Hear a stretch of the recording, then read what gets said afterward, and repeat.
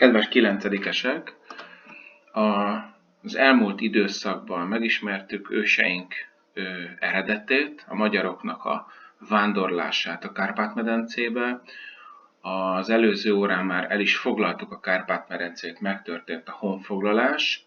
Ugye ez a 895-től 907-ig tartó folyamat, és a mai órán pedig arról lesz szó, hogy ez az úgynevezett kalandozó időszaka a magyaroknak, a kalandozások, amit így lehet fordítani angolra, hogy pillaging vagy raiding, mind a kettőt lehet használni, de én inkább katonai hadjáratoknak nevezném ezeket a kalandozásokat. So in English, we are going to speak about the military campaigns, the period of military campaigns of the Hungarians, the ancient Magyars. First, we are going to speak about their lifestyle and the pillaging. Okay, so the next pictures show us how they live their everyday life. Everything, their lifestyle in the Carpathian Basin is originated in the Asian steppes. So they are coming from the Asian steppes, where they, of course, were nomadic animal breeders. So they applied nomadic animal husbandry. So they had horses and cattle and every kind of animals. And of course, as they traveled, as they migrated, they learned the basics of agriculture. So they started their agricultural activities in the Carpathian Basin. And of course, they didn't build their houses. They lived in the yurts. In the picture, you see a yurt from somewhere in Kazakhstan or Mongolia. So this is a present-day yurt, just like the same. And if we look into the yurt, we know that the center is open on the top, and there was the fireplace in the middle, and in the yurt there was a kind of comfort to lay down, to have a rest, and in the yurt everyone had their proper places where the wife or the head of the family could have a rest. So everything was arranged, and this yurt was actually mobile, so it is easy to take it apart and then travel with it. So this is how they migrated. So everyday life was around the animals, living in the yurt. It was a nomadic life. These people, the Magyars, lived in tribes. As I told you, the tribes had chieftains. There were 7 tribes, but the tribes were so big we can believe that within the tribes there were several clans, which were huge families. So the whole nation, the whole Magyars belonged to the tribes, and there were big family connections within that. And as I told you, they started to apply the political system of the dual principality, but as time passed in the Carpathian Basin, it became a single prince system. So the Hungarian principality had only one prince in the following 100 years. So now we are talking about the 9th, 10th century. And let's go to the pillaging, to the fighting. As you see the map of Europe with these little arrows, different kind of colors, these show that not only the Magyars, not only the Hungarians were pillaging and robbing out Christian territories or other territories. For example, in the north, there are the Normans. The Normans had several types. The Vikings are also Normans, and the Vareg people who went to the eastern side of Europe, to Asia, to the Caspian region, and even to the south, they robbed out this territory through the rivers of Europe and Asia. And what about the Vikings? They also came to the south. They also traveled to North America. They also pillaged and raided all around Europe and the world. And of course, there were the Arabs who already occupied the territory of present Spain, and they had the in the southern part of the Hispanian Peninsula, they also raided, and here from North Africa they also raided. But among others, there were the Hungarians, the Magyars, who also raided all over Europe. If we focus on only the Hungarians, the Principality raided towards the south and in the north, but most of the raids went to the Western territories, to the Western Frankish state, the Eastern Frankish state, and of course the German territories and Italy. And as you see, also Arabian territories too. But how did they do that?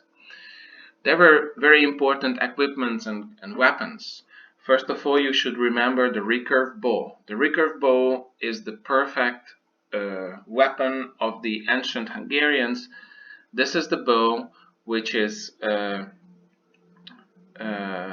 before stretching it. This is the normal ready to be used state, and of course, as you see, they could use it on horseback. We call it a recurve bow because it has actually horns which are recurved this way, and they have a lot of power, just like a string within themselves. As we go on, they also use the saber, which is a kind of sword, and they also had a kopja or fokos. These are Hungarian words. This is a long handle, little axe, actually.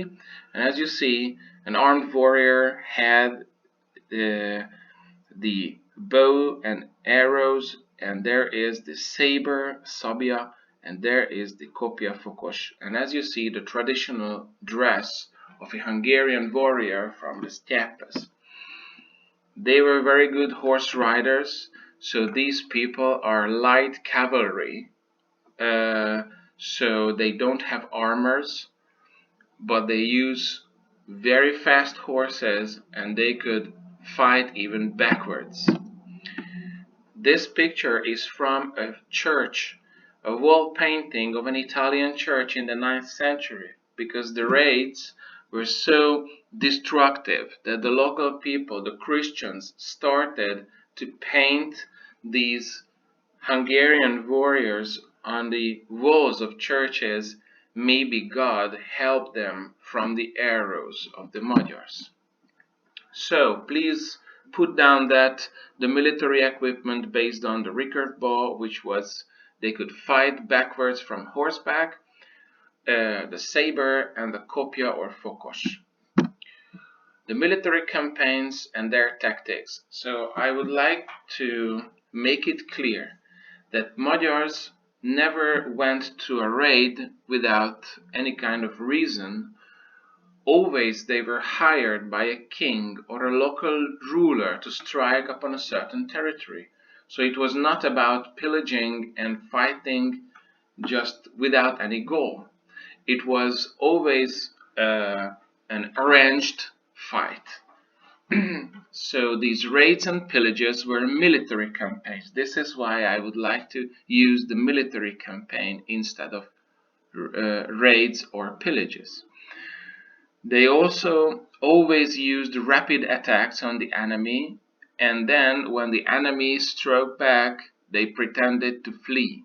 So they turned their backs to the enemy, and they started to run away. And when they were almost gotten by the followers, they suddenly struck back, and when they could turn back, they used their recurve bows. So Hungarian fighters, our fighters, were mostly light cavalry people. There were no foot soldiers, there were no infantry.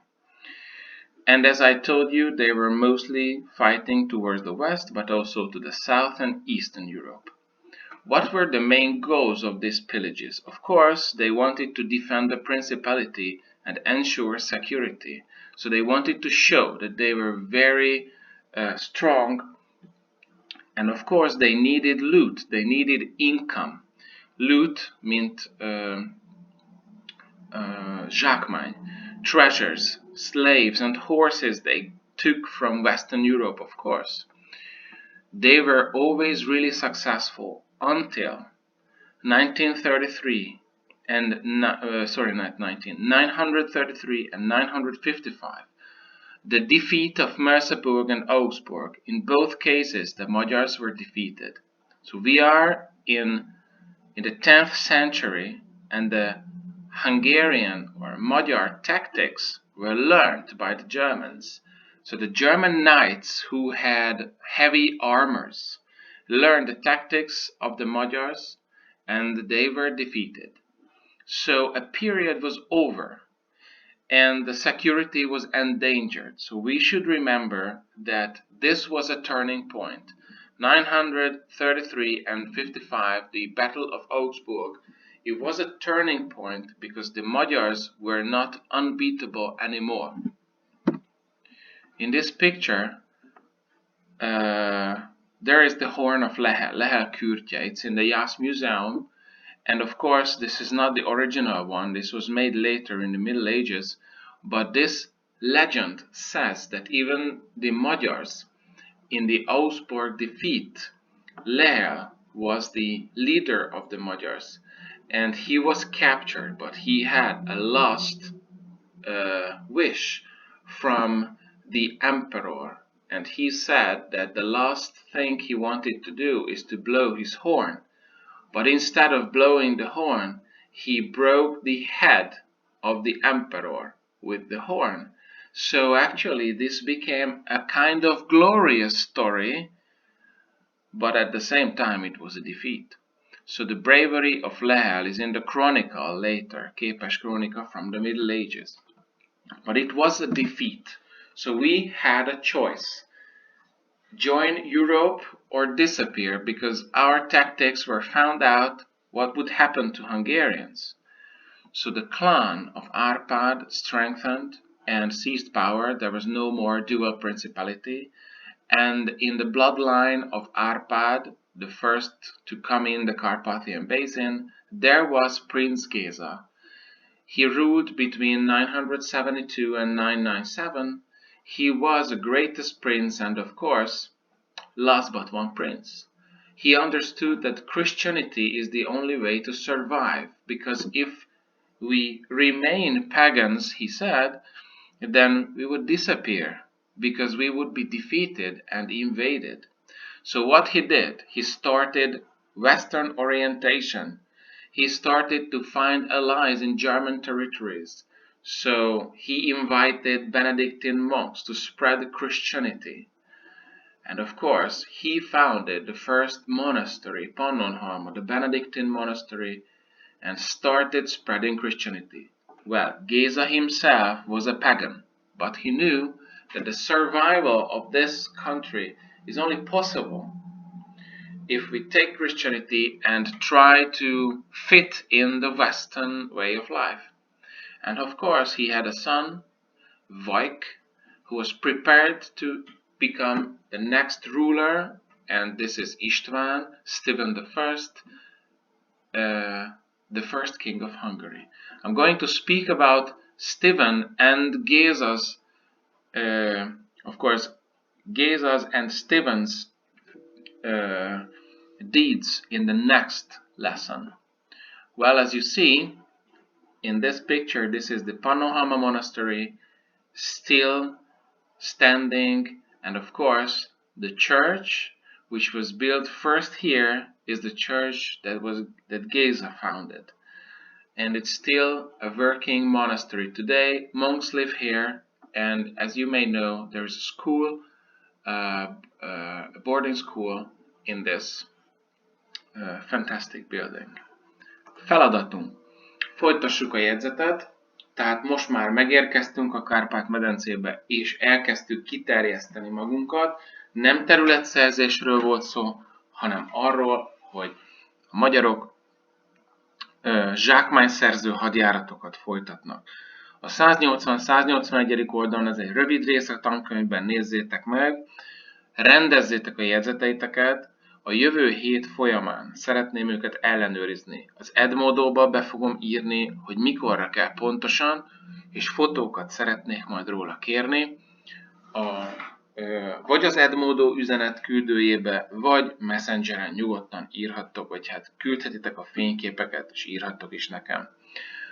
És szeretnék az eddigiekből, amit a következő órán még megtanítok Szent Istvánból, egy dolgozatot is összeállítani, tehát a jövő hét 2 órája az úgy fog kinézni, hogy lesz 1 óra még a Szent István anyag, azt is megtanuljuk, és akkor az addigiakból egy kisebb tesztszerű dolgozatot fogunk csinálni a Redmentában.